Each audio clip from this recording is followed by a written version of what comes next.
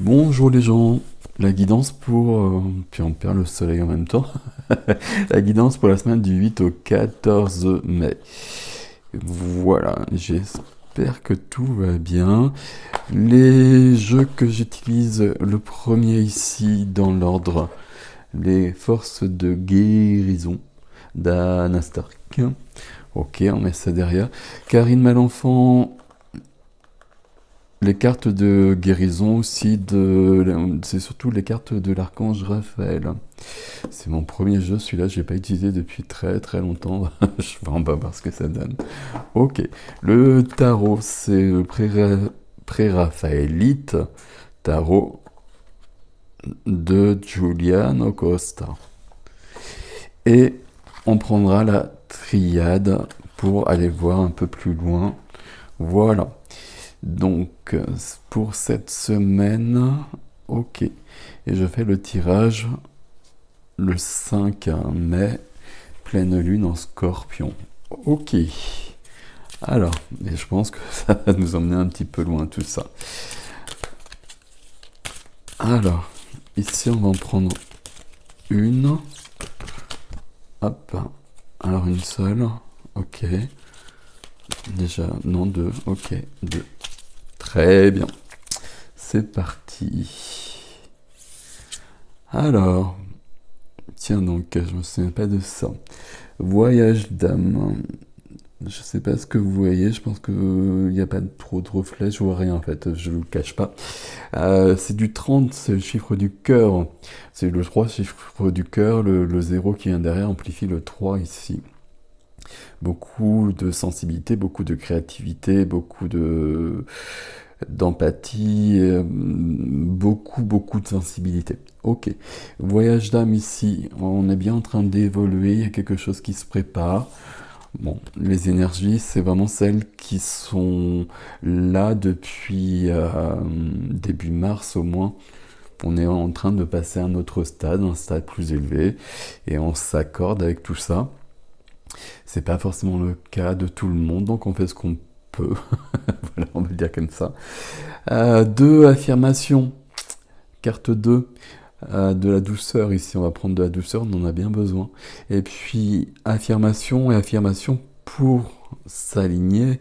Vous voyez les chakras principaux ici au niveau du corps, même s'il y en a beaucoup plus. Et puis justement, le but c'est peut-être d'atteindre à des chakras plus élevés et de les ouvrir peut-être davantage, comme des chakras situés plus vers le bas également pour être davantage ancrés et aussi se relier encore plus et toujours plus aux énergies de Gaïa. Ici, affirmation. Affirmation positive, je crée ce que je veux dans ma vie. Ma possibilité, c'est pas une possibilité, c'est juste ça, de créer ce que je souhaite. Et justement, de créer ce que je souhaite quand c'est un peu bousculé. Mais ça fait partie de mon chemin. Ok. Alors ici. Alors, on va déjà les remettre en fonction. Ok. Je sais pas où est-ce qu'on va ici, on en prend combien? 3. Ok.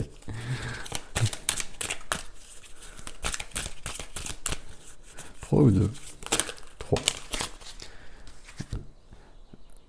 Alors, d'accord. La première carte, c'est Maître Jésus. Maître Jésus sera jamais le modèle exemplaire du thérapeute honnête, loyal, humble et faisant preuve de compassion. Il vous assiste lors des soins que vous prodiguez ou recevez éventuellement.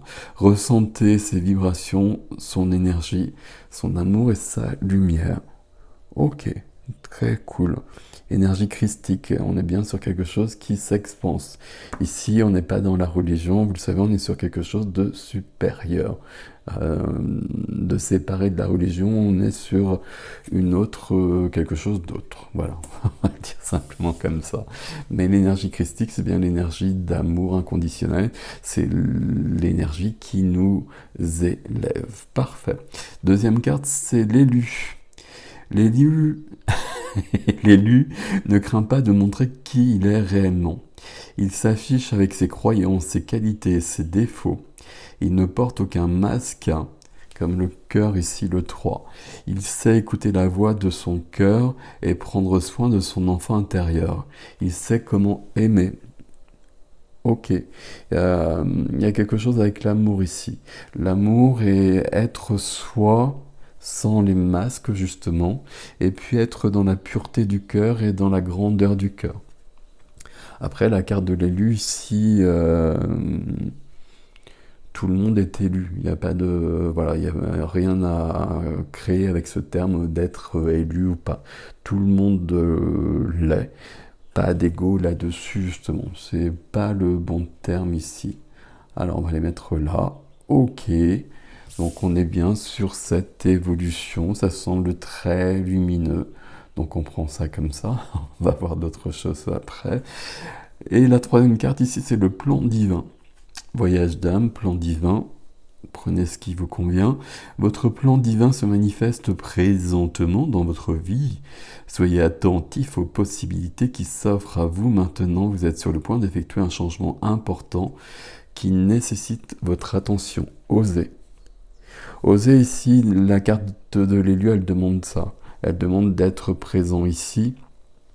Et elle demande cette affirmation, sans le pluriel, cette affirmation d'être soi dans son humanité et dans sa divinité en même temps. Et les deux viennent se compléter et se renforcer. Parfait. Le tarot. Ok. Alors, il y en a deux, on va remettre ça.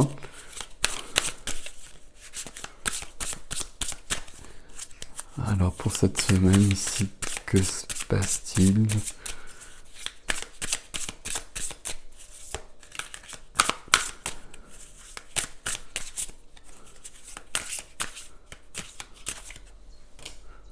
Zoom.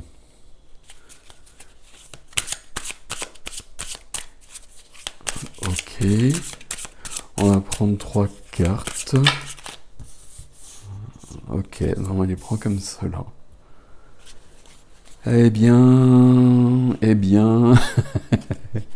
des épées et des coupes et des épées au dos.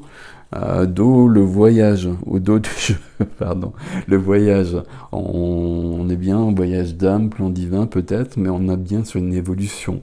Évolution qui passe peut-être par un vrai mouvement dans le physique, où on part en voyage, on déménage peut-être pour être dans un autre lieu, recevoir d'autres énergies, mais c'est surtout une évolution intérieure. Ok. Au centre, c'est le roi d'épée, si je ne me trompe pas. Roi d'épée. Ici, on est dans le mental, dans l'ego, mais c'est bien l'ego qui nous sert à créer notre vie ici. Et l'ego, aucun souci avec l'ego. Justement, l'ego passe après le cœur. Mais si c'est dans cet ordre-là, tout est bon. Éventuellement, on a un souci si on a un ego qui passe avant notre cœur. Et là, on n'est pas justement connecté à soi-même, on n'est pas connecté à d'autres énergies, ou en tout cas, on se perd. C'est par le cœur symboliquement, qu'on va recevoir, qu'on va se connecter à qui on est vraiment, à d'autres énergies plus fortes, plus puissantes et plus lumineuses, des énergies d'amour justement, dont on a besoin pour s'élever, pour vivre mieux et pour suivre son vrai chemin. Cependant, ici, on a le roi d'épée. Donc le roi d'épée nous demande d'être dans notre tête, on va le dire simplement, au niveau de nos pensées, au niveau de nos idées, de nos paroles, et avec la puissance, la réalisation d'un roi. Donc ici, je vais tout analyser, je vais tout regarder. Où est-ce que j'en suis? Quand le roi d'épée arrive comme ça veut dire que là, j'ai besoin d'avoir plus de recul et que j'ai besoin d'analyser ce qui se passe, de comprendre ce qui se passe. Ensuite, je prendrai les décisions qui s'imposent avec l'épée de la justice, l'épée de la justice qui coupe si quelque chose doit être coupé. Je pars d'un lieu, je quitte quelqu'un, éventuellement, mais bon, c'est un peu excessif là, et voilà, c'est pas le cas pour tout le monde, bien évidemment. Et puis, c'est pas forcément la décision du roi d'épée. Le roi d'épée, son épée, c'est les paroles aussi. Donc, là, on peut avoir une discussion en revanche. On a besoin de remettre les choses au clair, ou on a peut-être besoin d'être clair aussi avec quelqu'un et de dire ce qu'il en est. La carte qui vient aider, c'est la carte du couple, de coupe. Donc là, peut-être que pour pas mal de personnes sur cette semaine, les personnes qui sont en couple, on a peut-être besoin en fait de clarifier certaines choses, de dire où on en est, de dire qui je suis, qui je deviens, où je vais, puis de m'accorder avec l'autre, éventuellement. Pour d'autres ici, il est question d'être dans cette énergie du roi d'épée pour pouvoir être ouverte, comment dire, quel terme employer? Qu'une rencontre amoureuse, et plutôt amoureuse ici, hein, soit possible. Il y a peut-être des cœurs qui doivent s'ouvrir ici. Voyage d'âme, il y a peut-être une personne qu'on a besoin de rencontrer, qu'on a besoin de retrouver justement parce que ça fait partie de notre voyage. Les rencontres font partie du voyage, du jeu, et nous permettent d'évoluer, nous permettent de grandir. Là, c'est plutôt positif. Positif, ça ne veut pas dire grand-chose. Il y a quelque chose qui doit s'élever, se clarifier par rapport à la notion de couple. Alors pour certains, c'est vraiment par rapport au couple directement, puis là on éclaire les choses.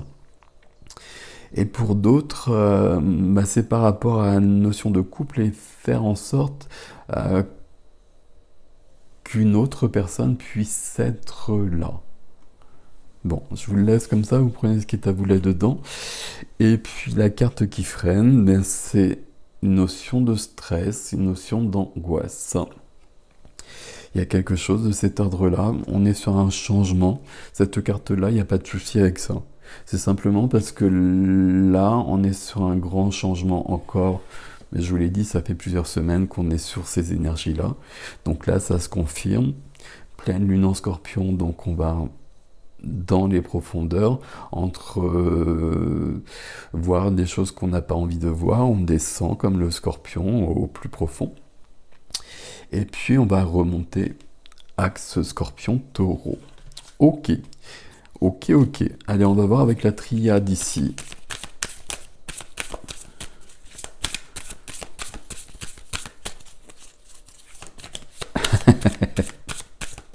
C'est-à-dire...